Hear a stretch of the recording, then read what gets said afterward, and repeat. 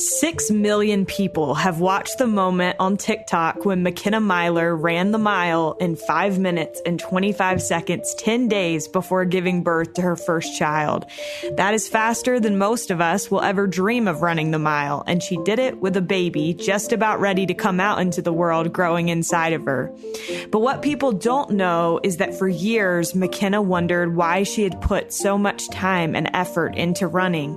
When that video went viral, it all started to make sense.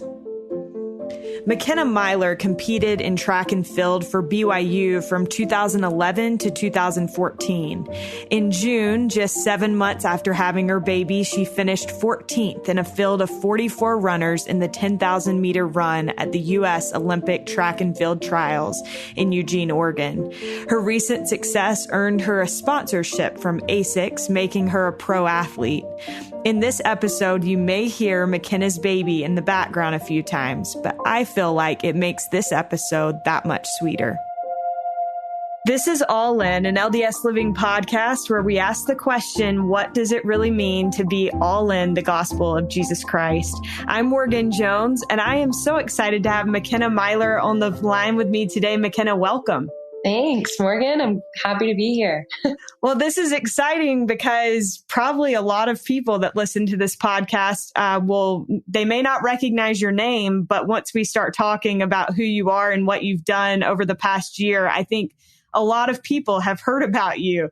Makenna ran a 5 minute and 25 second mile 10 days before giving birth to her first child. Hats off to you. It's unbelievable. So my first question for you is, have you always loved running, or when did that love or passion for running start for you? I think it naturally went up and down, right? When I was really young, it really intrigued me. I was kind of an odd child to want to go far distances. Someone who was a bit older than me asked me to go running 4 miles with them. They were actually in my ward. And I thought that was the coolest thing ever. I was like, oh my gosh, I'm going to go run 4 miles. I've got 4 miles a day. I was maybe 10 years old. And I was the girl that was, really excited to run the mile in PE. And I got excited because, I don't know, it was just fun to push myself. High school rolled around and I thought I'd be a soccer player. And the cross country coach pulled me in and was like, you are running varsity for us because we need more runners. And I ended up kind of going through that journey of like, I don't really like this. This is hard and it's boring. And, uncoordinated people do running. Like, right. I never do this. And then I started to really love it. And I started to find kind of who I was with running, and the journey just kept going from there. Yeah. Well, I think that's the cool thing about anybody, I think, that kind of persist in a sport. I think when it starts out initially, the reason may be kind of simple or childlike. And then as it progresses, the reason that somebody hangs in there with a sport is because it comes to mean something more to them.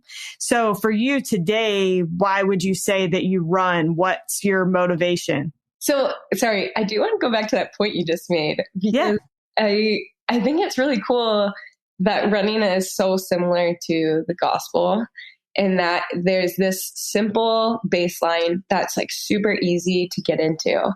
And it's very, the childlike part, and it's very easy to understand. You just have some shoes and you go run out the door.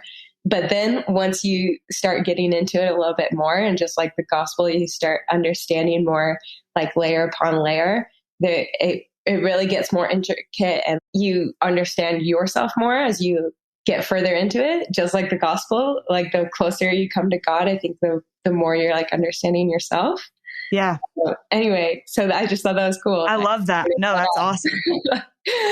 But I guess what is keeping me motivated now is, I'm sure I'll mention this again because it's been a big part of my story, but I really like the person that I am when I'm running, and I like the things I do, how in tune I have to be with my body, which is really important to me. I'm really into listening to my body, whether that's rest or being able to push past, hard spots and eating right, that I think when your body and your mind kind of align, it's a really good feeling. And running brings that out for me. And I enjoy the challenge. I enjoy the craft of it, the art of it, and having to, do those easy and hard days. And so I think that's kind of what's keeping me motivated at the moment. I think that's awesome. And I understand that running is such a big part of your life. Well, first of all, I thought it was funny. I'm like, could she have a better last name? And you married into this last name. So pretty remarkable. Your last name is Myler. And to celebrate your wedding day, you ran an all-out mile day of your wedding. And so celebrating has kind of included running for you. Is that right? Yeah. It kind of started because I thought we were thinking about like, what would happen at my funeral? Like, how would I want people to celebrate me? And this was honestly before I even knew I was going to become a miler. And I thought, I want people to be in pain and crying and running as hard as they can for my funeral. And so it kind of became this thing like, oh, it'd be so fun to do like an all-out mile at Markers. And when I became a miler, I was like, yeah, I should do an all-out mile the morning of my wedding. I think I would really enjoy that. Well, I think it's really good that we went ahead and got this on record so that, 80 years from now, people can be like, oh, she did say that she wanted us to run for her funeral. It's true. Yes, it's on record now. So then you get married and then you get pregnant and you made a bet, I understand, with your husband that you would run, and you were not going to run 5 minutes and 25 seconds. What was the original goal? The original goal was, I thought I could break 7 minutes. I kind of did the math in my mind with like how much weight I should gain. And I was like, okay, I think I could break 7 minutes. And my husband was like, you're not breaking 8 minutes. Like, I'll be taking you to the hospital. If you break 8 minutes, your water will break and you'll be gone. So then you just decided to blow that out of the water and ran 5 minutes, 25 seconds, 10 days before you had your baby. I understand, Makenna, that once this kind of went viral, you got a lot of feedback, and some of it was positive, some of it was negative. There were a lot of people that were critical of you for doing this, but I also understand that you were very careful about your running regimen while pregnant. Is that right? Yes, for sure. I did. As soon as I got pregnant, I just started like researching all of the runners that had gotten pregnant and gone back to running. And I, was like, how much mileage were they doing? And, were they swimming? Were they biking? Were they doing just straight mileage? And I was really fortunate actually to be training with a group in Australia because that's where we were living at the time. And they had this coach who was married to a former Olympian. She's a gold medalist. Her name is Sonia. She's from Ireland. And he was like, she ran through her pregnancy and this is what she did. And so I was really fortunate to be able to go off of that. And he was like, if you're doing workouts, like just switch it to, 90-minute runs instead for your workouts. And sorry, when I refer to workouts, I mean like intervals. So mileage, which is like easy mileage. And then a workout would be when you're pushing hard. And so I knew I would continue doing mileage, but I just didn't know how intervals would play into it, especially because you're gaining weight, your pelvis is shifting. And so your stride changes and a lot of people get injured when they try to continue to run. So I'm going on too long about this, but there is a lot of strength that I was focusing on, especially like in my hips and my back, to just make sure I was strong enough to handle the weight load. So I was very careful is what I'm trying to say. And strategic about what I was doing. Well, and I think it's so important to establish that up front so then people know what we're going off of. But also, I understand that your husband had posted some videos early in your pregnancy that didn't have anything to do with your running that kind of went viral as well. And he kind of developed a little bit of a following. And the reason was it was focused on your emotions during pregnancy. My hormones were fantastic. They took over for a bit. And yeah, so that was really entertaining. That, my husband just thought like this would be so funny to show our friends. He's totally into comedy and made that video because he thought it was funny. We both did. And just the most ridiculous things were making me laugh so hard. Like things that a 3-year-old would be laughing at, like they were not actually funny things. And I would just die laughing, and then it would turn straight into crying and bawling. And he flashed, just straight up and down hormones. It was a good time. So the reason that I ask about that is I think for people, and this includes myself, people who have never been pregnant, what do you wish people who have never been pregnant understood about pregnancy and what it does to you, not only physically, but emotionally and mentally as well? Yeah. So I've talked about this before a little bit in interviews, and it's really hard to accept your body changing sometimes.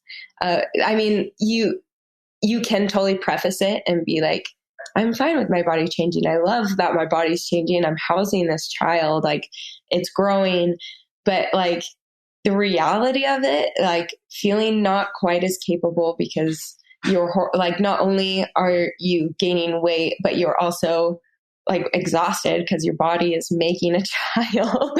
And then you want to sleep more, you're peeing all the time because you have this pressure on your bladder. There's just a lot of little things that start adding up, and it's difficult. And I feel like people who haven't been pregnant, as much as I do try to push also that, it's not an injury, it's not a sickness. Like when you're pregnant, it's being pregnant. It's still really hard. And I was fortunate. I even had like a very healthy and good pregnancy. And I guess what I learned and what I would want to tell people who are not pregnant is that, I have so much more respect for women in general. Makenna, you've talked about how hard it was, and you just mentioned this, that when you become pregnant, your body starts to slow down. And as somebody who has always been very active, that is an adjustment. And you mentioned that you were given some advice by a former Olympian, Des Linden, and she said to just keep showing up. And I think that's really great advice for anything in life. I think there are so many times where we just don't feel like showing up. But if we consistently show up, then we'll get over that hurdle, or we'll get used to whatever it is that's hard. But why did that advice resonate with you, and what did it come to mean to you over the course of your pregnancy and continuing to run even after you had your baby? Right. So what you just said about getting used to what's hard, there is that element to continue to show up. But I think that also there's effort levels, right? And sometimes things just aren't aligning. And sometimes you can put in, a maximum amount of effort. And if your body and your mind is not aligned, then that maximal amount of effort, the result shows differently, right? That it doesn't seem like it was a max amount of effort. But when I think you keep showing up, sooner or later, things will align, right? And you just have to keep tweaking things a little by little. And I keep saying your body and mind, but it's also spiritually, right? And emotionally, that kind of is encompassed in the mind to me, that those things at some point will align. And then once they're aligned, you get to kind of like layer upon layer, move up and up, right? And so I think that's kind of what showing up means, because because you're just not always going to be aligned. Even once you are aligned, like you'll get out of balance again. And then you have to try and figure it out how to align. And when you keep showing up, eventually, the alignment can be more consistent. I think that is super, super insightful. Makenna, when you and I talked before this interview, you mentioned that you feel like you had a little bit of a wrestle with God as it relates to even pursuing running. And I'm not sure, do you mean like as a mom pursuing running, or tell me a little bit more about that? Yeah. So this kind of, I think, goes back to my origins of running, right? My origin story. So in the church, right, we have these patriarchal blessings, and you don't really share what's in your patriarchal blessing. They're very sacred and personal to you. And so when I got my patriarchal blessing, I thought for sure, like, it would say something about like big, like about my destiny. Like I'm going to like be able to change the world with running. And it said nothing about that. And that really confused me. I didn't quite understand why God didn't have running in the plans for me, is kind of what it seemed like. And as I continued on, other people mentioned that running was in their patriarchal blessing. And I was like, what? Oh, like maybe I'm not supposed to be running. Like, why am I spending so much time and investing so much time in this? And then also, while I was investing all this time into running, I wasn't super great. Like I wasn't, this like, oh, she's for sure going to the Olympics. She's for sure going on the Olympic team. Like I wasn't even supposed to be like an All-American in college. It was very much just like, she's good, but there's no destiny that you're supposed to be this amazing runner.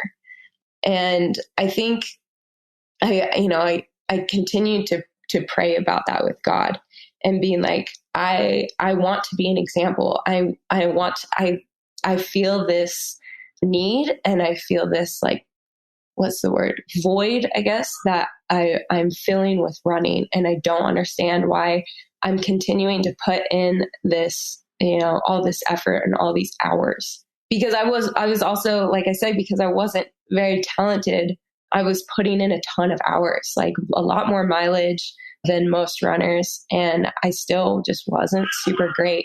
And I didn't understand, sorry, I'm not going to cry.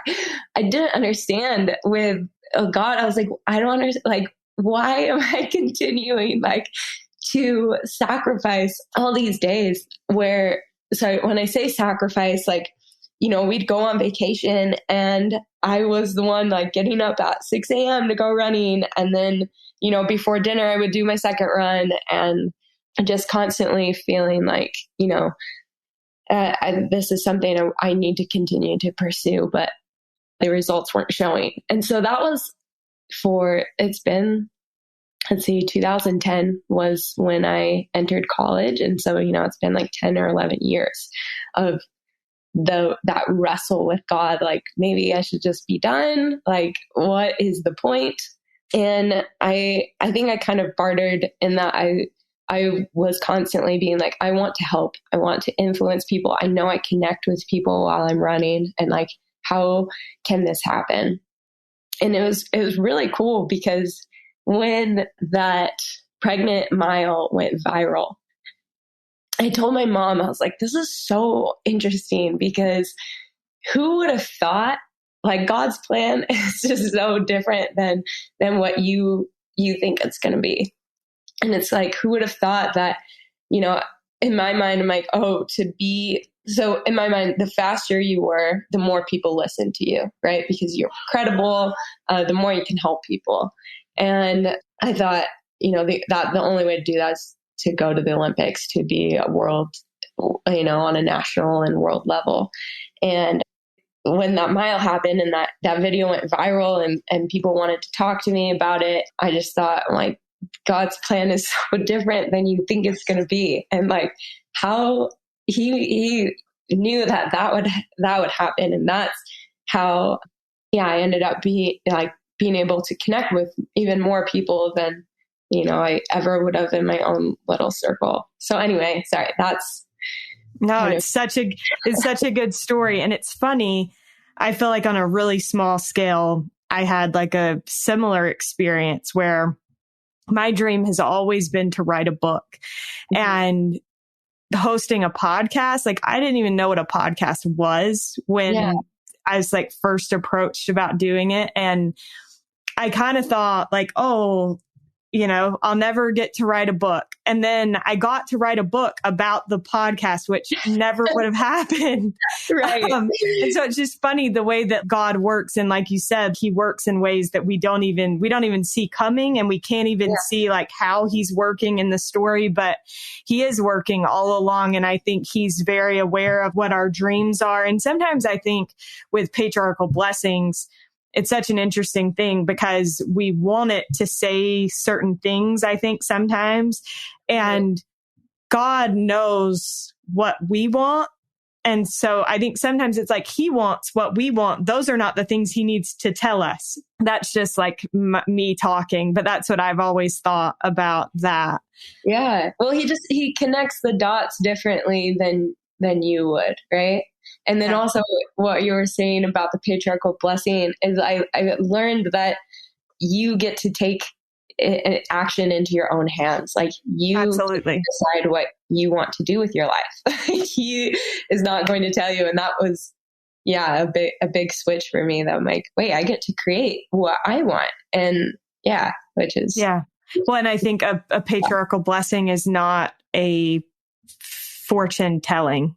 It's meant to like help us recognize the things that maybe we haven't considered, or the things that like God needs us to know that maybe we wouldn't figure out on our own. But anyway, I love that story. Thank you so much for sharing that. So video goes viral. Like I said before, some people loved it. Some people hated it. What did you learn from dealing with a lot of people's opinions about your life and your body? Yeah. Good question. I mean, I'm totally a people pleaser.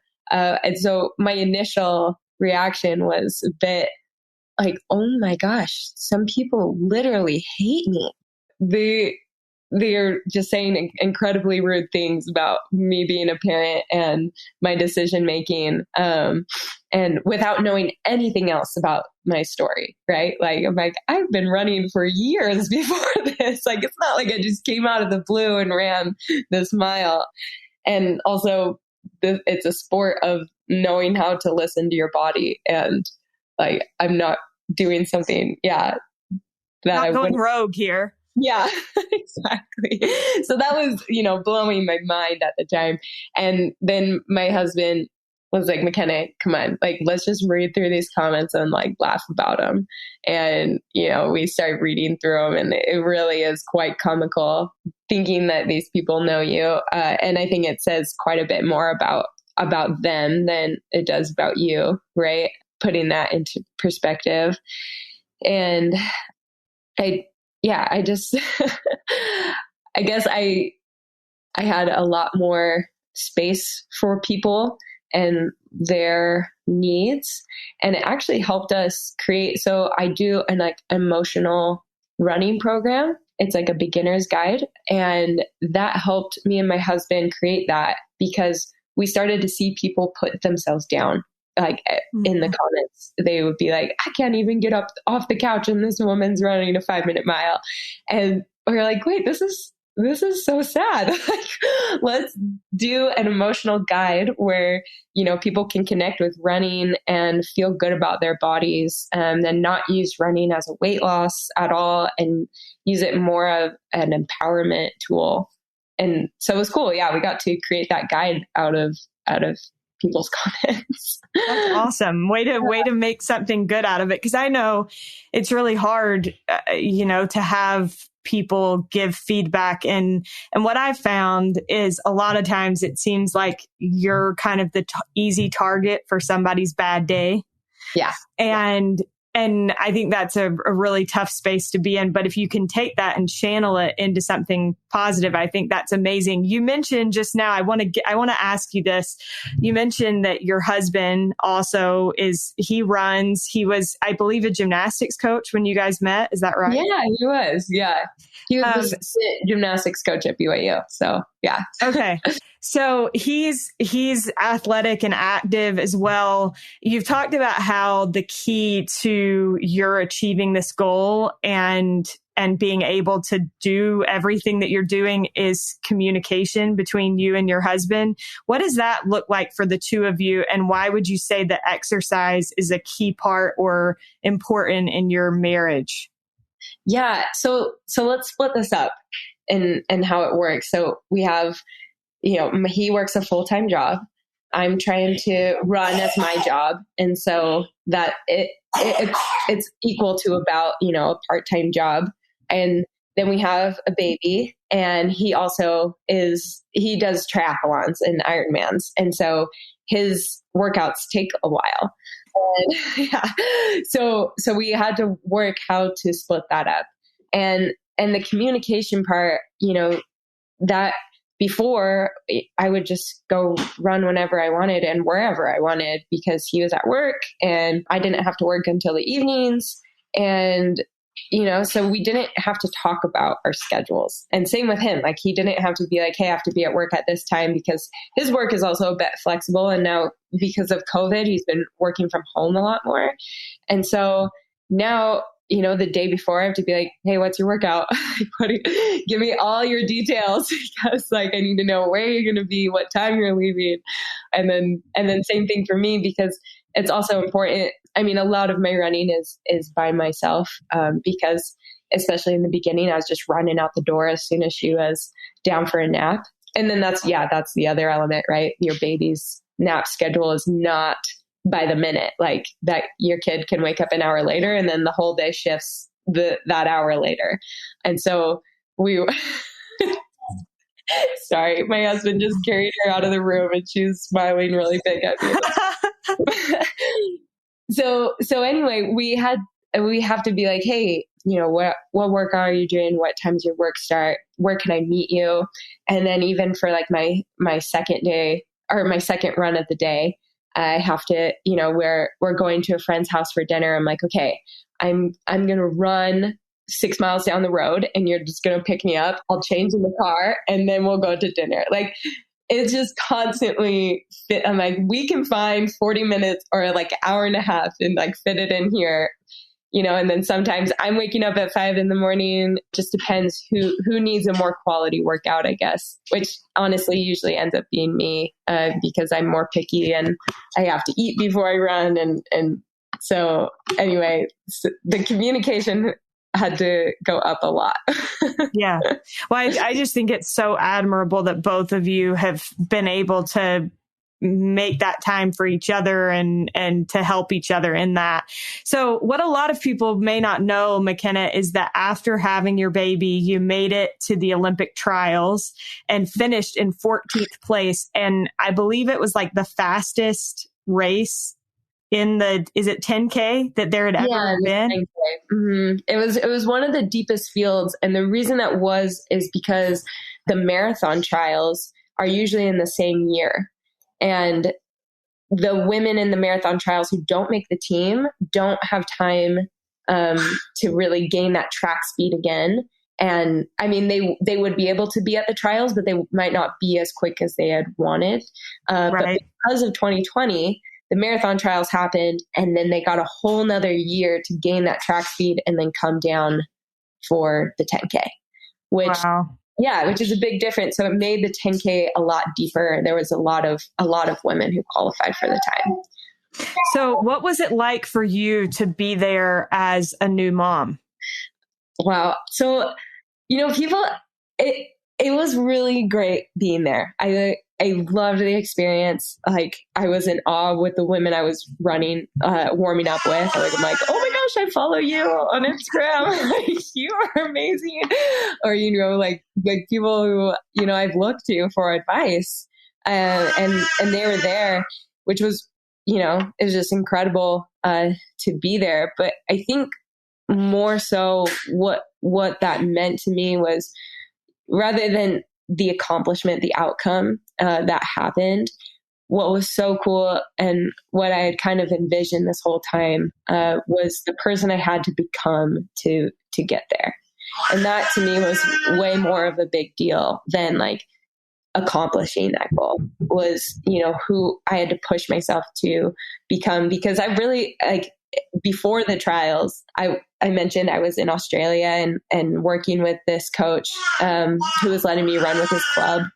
And he said, I was talking to him about my goals, and I was like, I really just want to make the trials. Like, I know I'm not going to make the team. I just want to make the trials.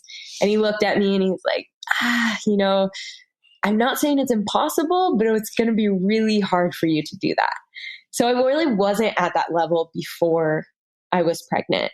So it was, I guess that's to put it into perspective, how much work I had to put in after the birth, right? I had to be faster than I ever was, like from the beginning, pretty much, and then be able to build off of that. And so I guess like being very particular about that and being honest with my reality was like a big change that happened, which my husband like really helped me with. That was a big thing we talked about a lot. So to tell you, what do you mean by that? Yeah. So being honest with your reality, I think we make a lot of judgments, a lot of rationalizations about what we're doing. So for example, maybe I would be like, I've been eating really healthy, and I had just had a pint of ice cream the night before. Like, I kind of like would rationalize out of those things, or rationalize like how, overeating. Which I'm not saying, there's balance in eating. You can eat your sweets, but I would overeat a lot, and that was kind of one of my realities that I wasn't facing. And I learned to listen to my body through that, or staying out too late and not being as consistent with sleeping, right? Those little things just start adding up, and I wasn't rationalizing myself out of them. I wasn't rationalizing my times. Like, I was really, and God was a huge part of that, coming to God and being like, hey, I have these weaknesses that I'm not good at, and I need help. Like, I need structure, and I need to be able to start where I'm at and work from there, which I think a lot of people want to start ahead of where they are, right? I was totally that way. Like, I was like, if I want to be a 15:35K girl, like, I need to just be running those times right now. And if I wasn't doing that, I just felt like a failure. Instead, I was able to start training like a 15:50 girl and then work my way down to 15:30, which, in life, we do that same thing, right? Like, you try to get ahead of where you're at instead of just like being okay with your flaws and then working from there. Does that make sense? Okay. Yeah. Makes complete sense. Yeah. I think that's a really great point. And I think, when we always want to get ahead of ourselves, I think that's human nature to want to have something to look forward to. I think in a lot of ways, that was one thing that was like really hard for people in the pandemic, was like, we're so conditioned to be like, oh, I can't wait for this. And instead we had to like sit in our present situation. And so I think facing that a lot of times is hard. Like, where are we at right now in this moment, rather than looking ahead or looking back? Yeah. I love that. So another thing that these Olympics put a ton of attention on motherhood and running as a result of Allison Felix. And she had her New York Times op-ed about when an athlete has a child, they risk pay cuts and loss of endorsements. You actually became a professional runner and signed with ASICS as a result of all of this. I feel like, what message do you hope this sends to other mothers, and how important are these discussions surrounding motherhood in sports for women in sports? Right. So first I'll answer that second part. I think with the importance of these discussions, it's important because there are, two sides, and we always need to discuss things when it's a nuanced answer, right? You have the cold cut part of the answer that a company's baseline is to make money, and Right. they need to make money off of sales, and you are representing that company to essentially, you're not making sales, but because you represent them, you are hopefully increasing their sales, because it's like, hey, they wear, Asics, and that's the cold hard part of it. And especially with running, these are contracts really. And so then there's the other side, right? Like I said, it's nuanced. You're a human being, and we need to bring children into this world. That's a part of our, the community, the progression to making this world better. And you need to be able to do that and still make money, because money, helps you live life. And so I think it's really important to be having those discussions, because we need both sides of that argument to come to a balance, right? To come to a reasonable answer. And I think in the long run, in the short run, these companies really might lose a little bit of money, but I think in the long run, they're realizing like, no, this is a really good idea. You're going to be in a better position with the public if you back these athletes, you back women, because women are a big deal right now. I think the companies are benefiting from wanting to support women like that. Yeah. Yeah. And then, sorry, what was the other part of your question? So for you to be able to become a professional runner and to sign with ASICS, what was that like? I think it's funny. It's kind of like, I was just reading something and somebody was talking, and it's kind of along the lines of what we talked about before, in that God has mysterious ways of getting us to something. Yeah. But this person was talking about how they kind of thought their moment was over. Yeah. And then they realized that like their experience as a mother actually gave them an opportunity later. Yeah. And so just recognizing like, actually all along, everything was working for you to be able to achieve this goal. Yeah. Like I said before, that I felt like God, I thought that was my answer. My moment was done with like being able to connect with people after running that 5-minute mile. And yeah, it's just exactly what you described. Like afterwards, like all of these things have been building up, and to signing with ASICS, right? And maybe that's not even the end goal. And what I'm trying to say too, as well, was it was never my end goal to be like a professional runner, because as great as it is, I love being able to do what I love, and I'm getting paid for it now. It's a great way to feel fulfilled. I'm not gaining my worth off of that is what I'm saying. I feel like my mom did a really good job, in helping me find my worth outside of running. There was actually even a time, I'm sorry, I know I'm tangenting, but I'm going to go back you're good. When I was in college and I was just trying everything to be fast, right? And I actually thought that like, oh, I just need to lose weight. That was a huge focus on my mind, that I needed to be skinnier to be faster. And that wasn't happening for me. And as much as I was trying to eat healthy, like my body just wasn't responding to that. And I felt like such a failure.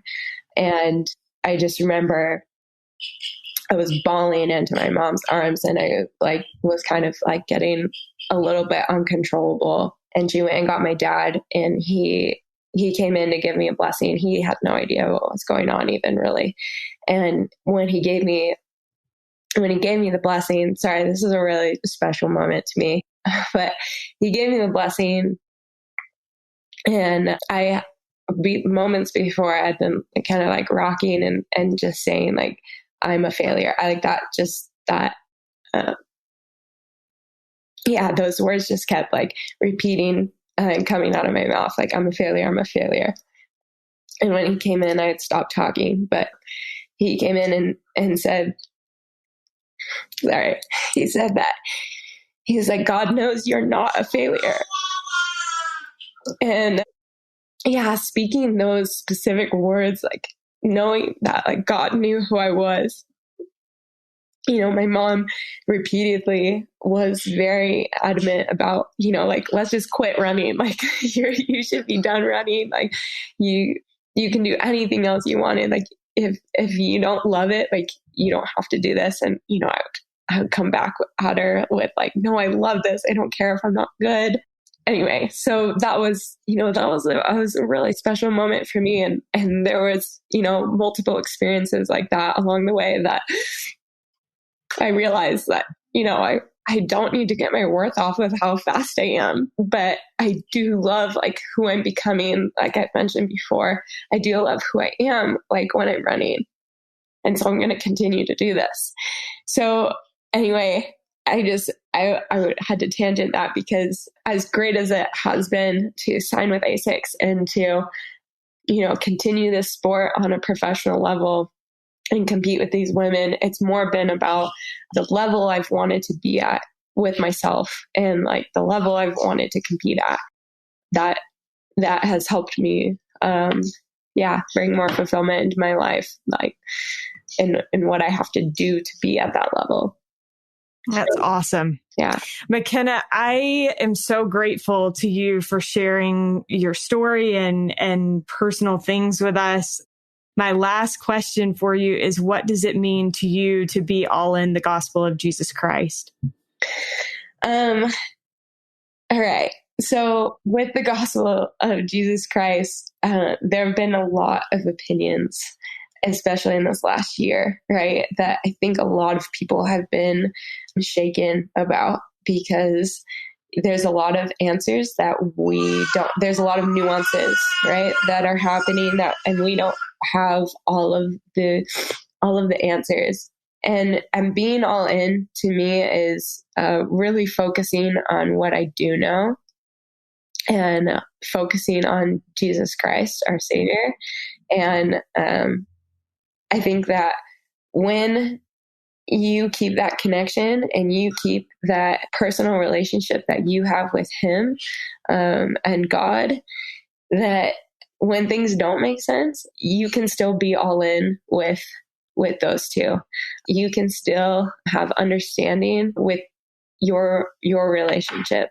And I think when answers do come, because I know that they will, that some people are struggling with a lot of answers, that being all in is keeping that connection with your Savior.